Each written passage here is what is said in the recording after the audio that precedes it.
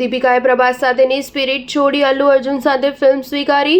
દીપિકા પાદુકોણે એનિમલના સર્જક સંદીપ રેડ્ડી વાંગાની પ્રભાસ સાથેની આગામી ફિલ્મ સ્પિરિટ છોડી દીધી છે. બીજી તરફ તે એટલીની 700 કરોડનું બજેટ ધરાવતી એક્શન સાઈ-ફાઈ ફિલ્મમાં અલ્લુ અર્જુન સાથે જોડી જમાવી રહી હોવાના અહેવાલો છે. દીપિકાએ સ્પિરિટ ફિલ્મ માટે અનપ્રોફેશનલ અભિગમ અપનાવ્યો હોવાનો આરોપ મુકાય છે. તેણે પોતાની દીકરી નાની હોવાથી રોજના 6 કલાકથી વધુ શૂટિંગ નહીં કરે તેવી શરત મૂકી હતી. તેણે 20 કરોડની ફી ઉપરાંત નફામાંથી ભાગ માંગ્યો હતો.